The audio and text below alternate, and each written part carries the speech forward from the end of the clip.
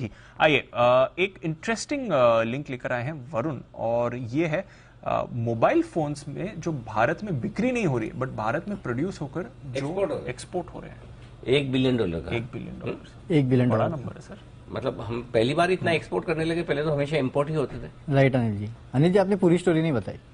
पूरी के लिए तो आपको बुलाया है। $1 बिलियन एक महीने में, सिर्फ सितंबर के महीने में $1 बिलियन के एक्सपोर्ट किया हमने।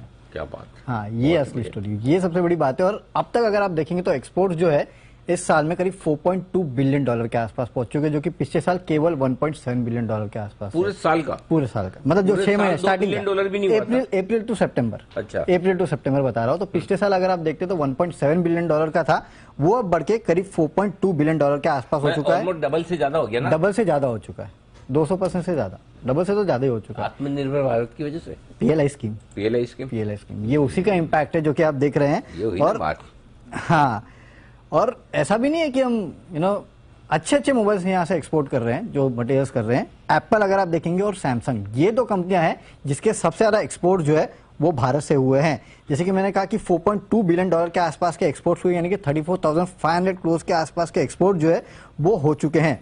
पिछले साल अगर आप देखते हैं, दिसंबर में अगर आप देखते हैं तो केवल $707 मिलियन के आसपास के एक्सपोर्ट थे, वो अब बढ़ के $4.2 बिलियन के आसपास हो चुके हैं।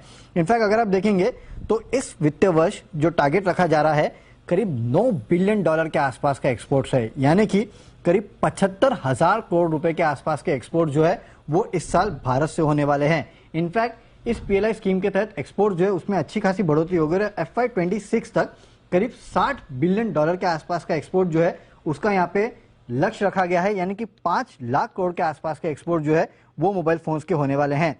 सबसे ज्यादा अगर आप देखेंगे तो चाइना और वियतनाम जो है ये अभी तक एक्सपोर्ट करते थे, इनको भी पीछे छोड़ने का कहीं ना कहीं लक्ष्य रखा गया है। कुल एक्सपोर्ट्स में अब तक अगर आप देखेंगे तो कुल प्रोडक्शन का FY17 तक केवल 1% के आसपास एक्सपोर्ट होता था, वो अब बढ़ के 16% के आसपास ऑलरेडी आ चुका है। तो ये जो पीएलआई स्कीम आई या फिर सरकार की तरफ से लगातार इंसेंटिव दिए जा रहे थे इस इंडस्ट्री को, उसका इंपैक्ट आपने देखा, और एक्सपोर्ट जो है लगातार बढ़ रहे हैं और बढ़ते जाएंगे। इसका इंपैक्ट वैसे तो काफी सारे स्टॉक्स पे डायरेक्टली नहीं लेकिन इनडायरेक्टली हो सकता है, जैसे कि डिक्सन टेक है, टीवीएस इलेक्ट्रॉनिक्स है, जो कि आज वैसे भी बस कर रहा है। लेकिन हाँ, ये स्पेस जो है वो काफी इंटरेस्टिंग है। ये है आपके लिए बड़ी कहानी की बड़ा एक्सपोर्ट मोबाइल का होते हुए नजर आ रहा है, और उसका फायदा कई सारी कंपनियों को मिलेगा जो मोबाइल। ये समझ में आया कि कौन कौन सी ब्रांड्स के ज्यादा हो रहे हैं, कौन सी एप्पल और सैमसंग जो हम यहाँ से बना के बाहर बेचे, तो इसका यहाँ भी बेच रहे हैं, बाहर भी बेच रहे हैं।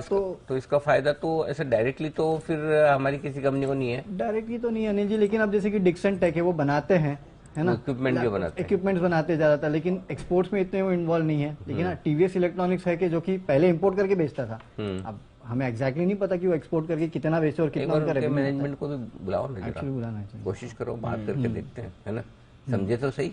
हाँ। क्या हो रहा है, क्योंकि इतना बड़ा काम हो रहा है देश में, इतने एक्सपोर्ट हो रहे हैं, तो कोई तो पैसा बना रहा होगा ना भाई। बिल्कुल, या खाली सारे एप्पल और सैमसंग अमेरिका वाले ही बना रहे हैं? हम ऐसे ही खुश हो रहे हैं कि हमारे यहाँ से एक्सपोर्ट हो रहा है।